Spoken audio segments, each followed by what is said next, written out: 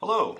The purpose of this video cast is to review a particular type of problem that we learned how to solve in class, which is how to calculate the empirical and molecular formula of a molecular compound. As I mentioned in the previous video cast, we have two ways of expressing the composition of a chemical compound. The chemical formula gives you the relative amounts of each element present by mole, whereas the percentage composition by mass gives you the relative amount of each element present by mass. In the first video, we learned how to go from the formula to the percentage composition. Today, we're going to learn how to go in the opposite direction, which is how to take either the percentage composition by mass of a compound or the actual grams of each element present and convert it to the chemical formula. Obviously, we're simply now converting from masses to moles, and again, the conversion factor that we use is the molar mass. So here's an example of a problem that you'll see. A 5.00 gram sample of a molecular compound comprises 2.308 grams of carbon and 0.258 grams of hydrogen, and the rest is fluorine. Determine the empirical formula of the compound. Well, I'm given the total mass of the compound, and I'm told how many grams of carbon and hydrogen are present. Well, it seems to make sense that I would figure out how many grams of fluorine there are by simply subtracting. So I'll take my 5.00 grams of the compound, I'll subtract 2.308 grams of carbon, and 0.258 grams of hydrogen, and that will give me 2.434 grams of fluorine. I'm given the masses of each element present in the sample of the compound. I want to know the relative number of moles of each element present. So obviously what I'm going to do is convert the masses to moles. So I'll take the number of grams of each element, 2.308 grams of carbon, convert to moles by dividing by its molar mass,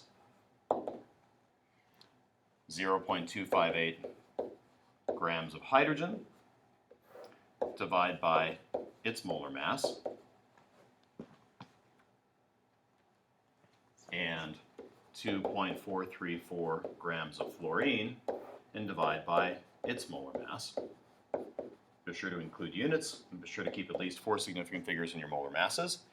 And I get 0.1922 moles of carbon, 0.256 moles of hydrogen, and 0.1281 moles of fluorine. Be sure not to round your moles too drastically. Make sure you keep at least as many significant figures in your moles of each element as you had present in your masses of each element. What I have so far are simply the number of moles of carbon, hydrogen, and fluorine in a 5-gram sample of this compound. To get to the empirical formula, I want to convert these to the simplest integer ratio, and I do that by dividing by the smallest number of moles, which is the 0.1281 moles of fluorine. So I'll take the moles of carbon, the moles of hydrogen, and the moles of fluorine, and divide by the smallest number of moles. That will clearly give me 1.000 moles of fluorine for every 2.00 moles of hydrogen for every 1.500 moles of carbon. So you may ask yourself at this point, well, that doesn't look like a formula to me because 1.5 to 2 to 1 is not a simple integer ratio. Well, as we discussed in class, you can take these numbers and simply multiply them all by 2 to get the simplest integer ratio.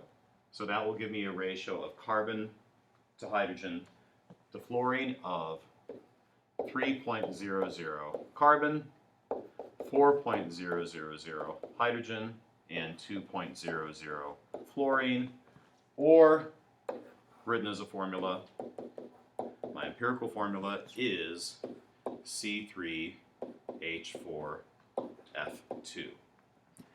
I would like to calculate what's called the empirical formula mass, which is the mass in grams of 1 mole of the empirical formula. And I'll do that simply by taking 3 times the molar mass of carbon, plus 4 times the molar mass of hydrogen, plus 2 times the molar mass of fluorine. That gives me 78.06 grams per mole, and that is called the empirical formula mass. We'll need that on the next page. Okay, so at this point, All I've determined so far is that the empirical formula is C3H4F2. All I know is that the simplest ratio of carbon to hydrogen to fluorine by mole is 3 to 4 to 2. I do not know yet exactly how many atoms of carbon, hydrogen, and fluorine are in one molecule of this compound. That's the molecular formula. All I know is that the molecular formula is simply the empirical formula, C3H4F2, multiplied by some integer x. In order to determine that integer x, I need an additional piece of information, and that piece of information that I need is the molar mass. So in this chapter, at this point, you will be given the molar mass of the compound because that's necessary to go from the empirical formula to the molecular formula. So, in a separate experiment, the molar mass of the compound was found to be 234 grams per mole. Determine the molecular formula. Well, if the molecular formula is the empirical formula multiplied by some integer x, then I can also say that the molar mass is the empirical formula mass multiplied by that same integer x. The logic is, if the molecular formula is x times bigger than the empirical formula, then the molar mass will be x times bigger than the empirical formula mass. So to find this integer x, I simply take the ratio of the molar mass to the empirical formula mass. The former is given to you, 234 grams per mole. The latter you calculated yourself after you determined the empirical formula, which was 78.06 grams per mole. That ratio is 2.998, which is essentially 3. Now, pay careful attention.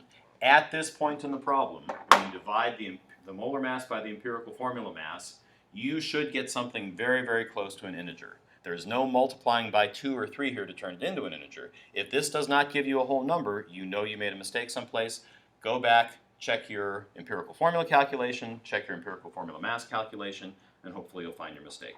So to finish up the problem, as we said before, the molecular formula is C3H4F2 multiplied by some integer x. We now know that integer is 3. So to finish the problem, we simply write the entire molecular formula carrying the 3 through of C9H12F6.